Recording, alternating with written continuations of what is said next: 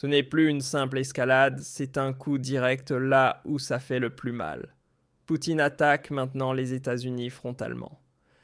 Des pétroliers américains sont visés pour être saisis, et dans le même souffle, un mot refait surface, un mot que l'on n'avait plus entendu depuis 35 ans, essai nucléaire actif.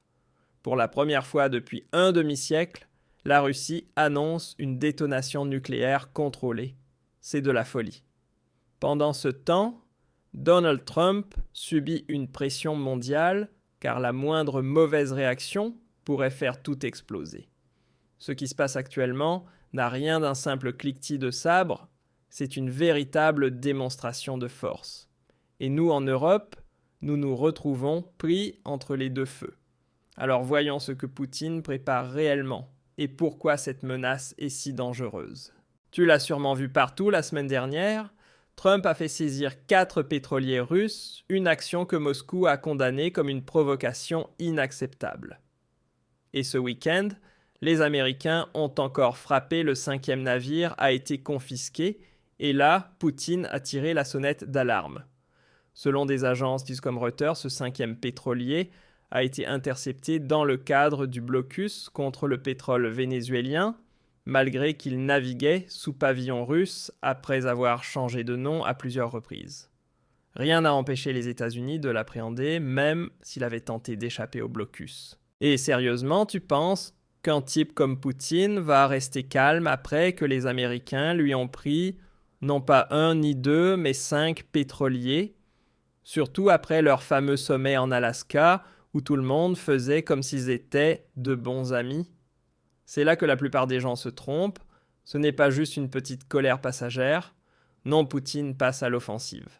Et ce qu'il a annoncé maintenant pourrait bien détruire complètement les relations entre Washington et Moscou et faire sortir Trump de ses gonds.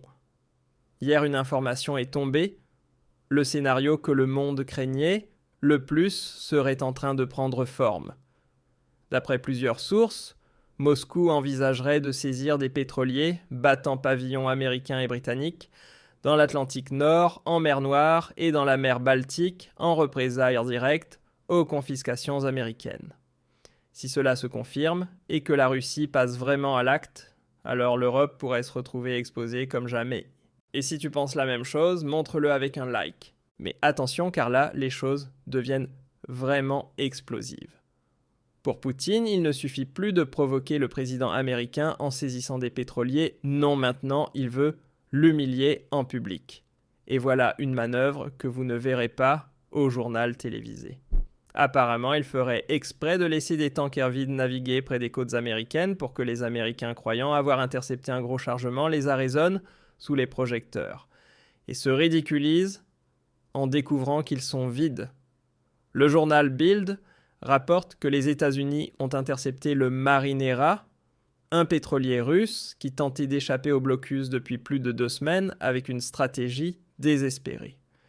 Il devait initialement accoster à Vienne pour charger du pétrole, mais d'après les autorités américaines, il était vide, ce qui n'a pas empêché la garde côtière de le poursuivre.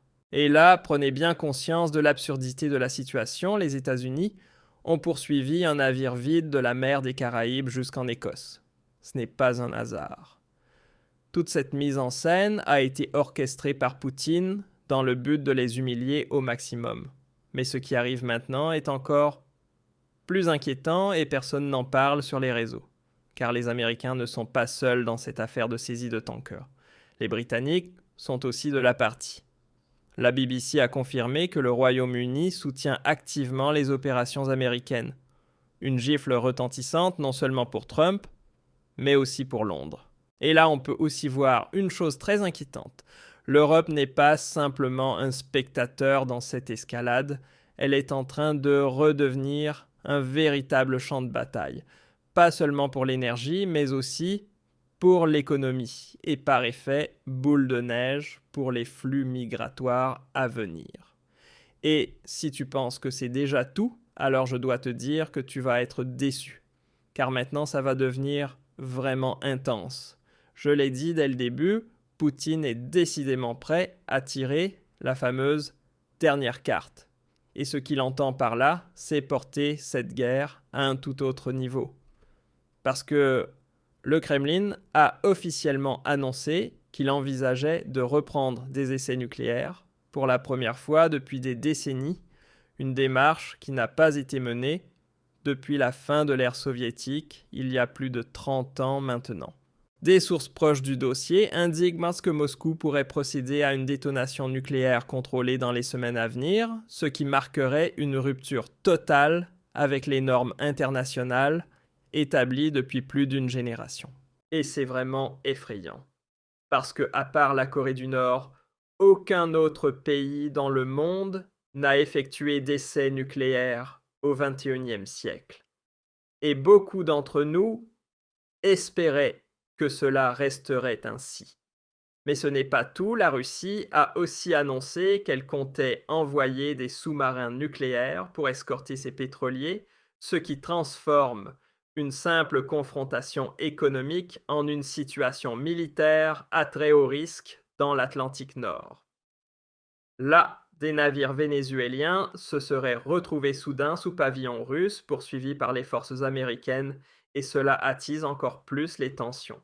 Moscou joue les innocents, mais en réalité, la Russie envoie des navires d'escorte pour protéger ses tankers. On voit très clairement que ce qui se trame ici, c'est un nouveau rideau de fer qui se lève. Une nouvelle guerre froide est en train de prendre forme entre les États-Unis et la Russie. Et pour être honnête, on devrait déjà parler de guerre tiède, voire de guerre chaude, car la Russie est militairement engagée en Ukraine, tandis que les Américains, eux, y participent en arrière-plan.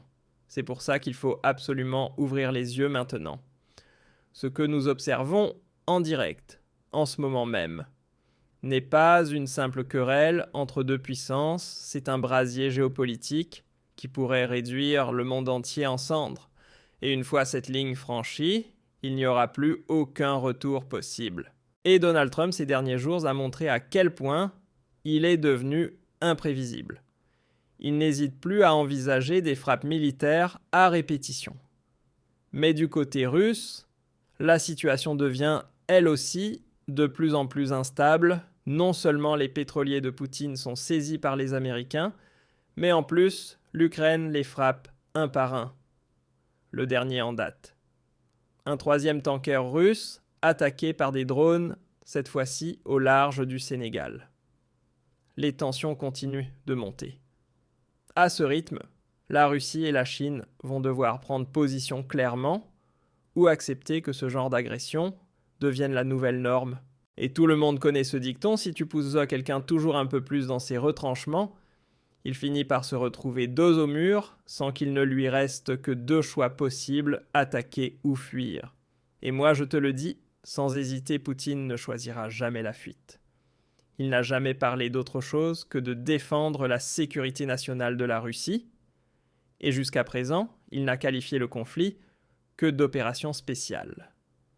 Mais quand un dirigeant est acculé, ce que l'on appelle une opération spéciale, peut rapidement se transformer en guerre totale, et il pourrait bien mobiliser toutes les forces russes pour cela.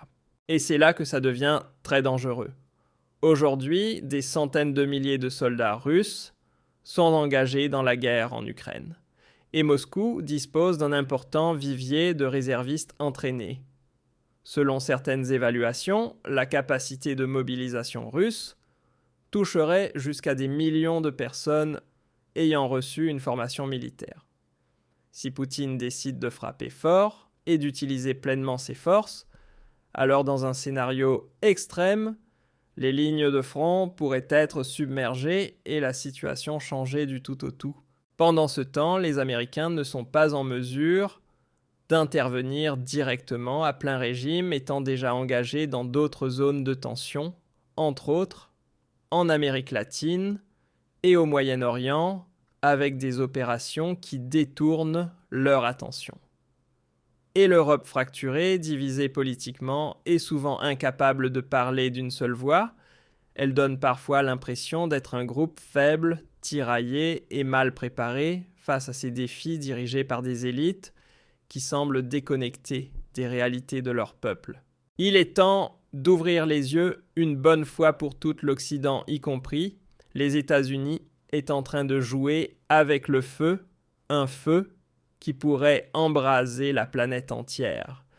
Et ce qui est encore plus inquiétant, c'est que le camp occidental n'est absolument pas préparé à affronter ce dont la Russie est réellement capable.